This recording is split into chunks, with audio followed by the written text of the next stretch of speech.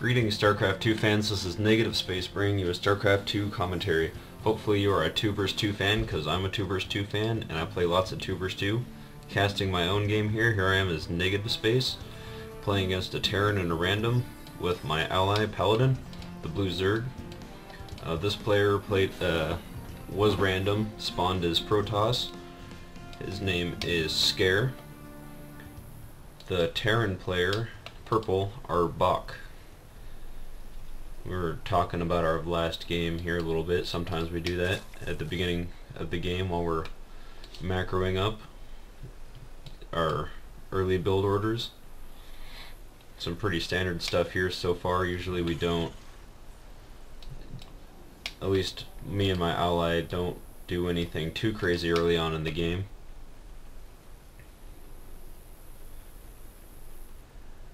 Let's see. Still getting a little used to casting. I haven't cast anything in a little while, I know. I'm sorry about that. I'm working on a schedule a little bit, how best it is to when to cast and when to upload, so I can be a little bit more efficient at it. It is Tuesday right now, one of my days off, so I think what my plan is going to be is I'm going to be casting on my days off, get a bunch of casts ready to go, and then during the week while I'm at work or while I'm sleeping, I'll be uploading them, so there'll be uploads consistently through the week. Our opening builds for all players are still getting underway here. They're all pretty standard so far, except for mine maybe is a little different. This Terran goes Barracks Gas, whereas I go Barracks Barracks. The Protoss players going Gateway, Assimilator, probably Cybernetics Core. That's what Cybernetics Core right there. It's what Protoss players usually do. But for me, my most common build is triple barracks, unless I'm going up against a Terran, which sometimes I'll go double barracks reactor into a third barracks, just to get the gas a little earlier. It helps against Terran sometimes to get earlier tanks, depending on what I feel like the opponent's going to do. Which these opponents are chrono boosting out a Zealot. I always want to make sure you get the Zealot out in case we actually do a Zergling rush, which is not the case. We usually get some early Zerglings for defense in case they try to push early. Otherwise, we'll go out and scout, unless we feel like rushing, which this game we do not. The Terran player is walling off, so rush might not have been too good, might not have been successful at it. The harvester count here, let's see, this Terran player has 19 over my 18. I'm only one behind, but this player has no orbital command. Therefore, you can see the discrepancy there. But also, I don't have extra harvesters on my gas yet. There we go. I'm just putting harvesters on gas because I had gas later on. And I forgot about that again. Sorry about that. And here we go. The income evens out a little bit more. Mine's still a little ahead because of mules. Protoss player still going very standard, chrono boosting out his warp gate, getting 2 more gateways. We'll probably get a 4th here in a minute or so. And my build is still underway here, pretty standard. It's not far enough in for me to really deviate into whatever I feel is going to be best for whatever our opponents are going. I'm a little more reactive as a Terran player, I think. Not completely reactive, but I like to know before I really start going into high tier units. I like to know what the opponents are going in case I need to know whether I need to go 2 starport, 2 factory. Lately I like to either get 2 of one of those, just as I'm macroing up, building up with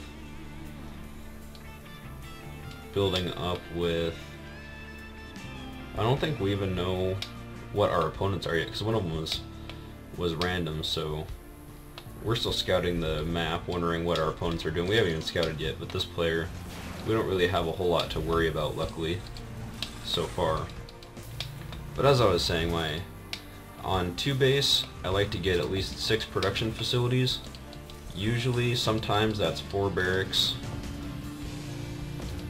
and that could be either 2 factory or a factory starport or 2 starport, and just kind of alternate off of any of those facilities, either if I need to build medevacs and Vikings, or if I need to build just medevacs and a lot of siege tanks, or a lot of siege tanks and Thors, or just a lot of Thors, depending on what build my opponents are going.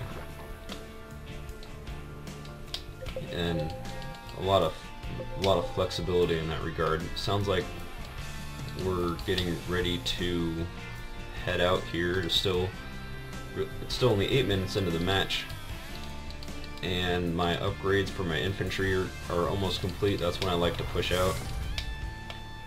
I don't pay a whole lot of attention to the clock on timing for pushes. I just like to, when I feel like I have a good sized army here, look at the army sizes, and when I have my upgrades almost complete. The supply is pretty even here, except for my ally Zerg's usually a little bit behind just because of the way their unit production works. Oh, we must have been talking about a changeling down here. See if I can find it. Might not be able to find it. This zealot's blocking the ramp. And here we go. This player is finally getting. Oh, here's the zealot. Yeah, it's not suspicious a zealot standing around in your worker line, that's for sure. Just now getting his orbital command.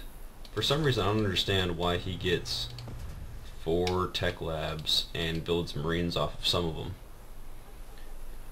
If those were reactors, he could have a lot more marines. If those are,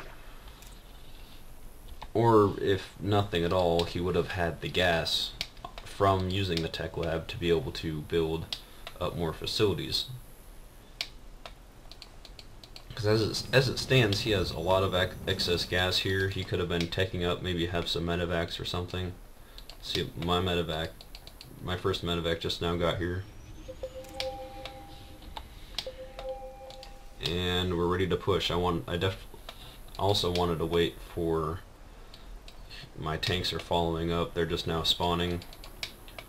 I got my medevac. Sometimes one medevac can make a big difference when pushing. And we'll see how this goes. We'll see how this engagement goes. We got some infestors coming up. We have a lot more tech units. See if the tech really pays off, or maybe get some lucky force fields and really be able to split our army up to be able to take advantage of that. Some upgrades are also coming into play here. I already have an armor upgrade.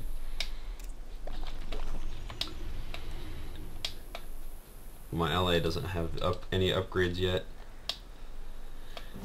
And 2 medevacs now. He's got the enemy's got a pretty good defensive position here, but with tanks, especially with something spotting, can sometimes just pull units out and be able to snipe them. That's what we're going to try to do here, see if it works in our favor. If we can really get them out of position and take a strong lead in this match. Still a little slow here. I always want to be careful bringing your siege tanks up. A second siege tank on the way. It's giving this Protoss player more and more time to macro up, which he is doing. Getting more production facilities is good up here. My ally said he's got the observer, but I looked for it and I couldn't find it after this. Did a very good job skirting our army. Probably saw this overseer mixed in here. We always keep an overseer with us because you never know when a player is going to do some cheese on you, some Dark Templar or some Banshees, anything like that. Here's the engagement, the force field's going up, and what he actually does here is he tries to protect himself from these Zerglings, but ends up splitting up his own army. but it could still go either way here. Some fungal growths going down is definitely going to keep those Marines from being able to do much. But the force fields are down. Looks like our forces are dwindling here, and it looks like we're going to get pushed back. Large engagement there. But it looks like we're still pretty even. The stalkers, the infestors lag behind a little bit, and the stalkers have that much faster move range. And additional damage against infestors due to them being armored. And I snipe off one infestor and don't get the second one. This front army here is just got reinforced and they're pissed because their infestor buddy didn't even have a chance. It's too bad the infestors are armored. Which I don't exactly agree with, but for some reason that's the way it is. Some Zerglings coming in here. Here we go, trying to do some harassment, maybe get in there on get in on the worker line.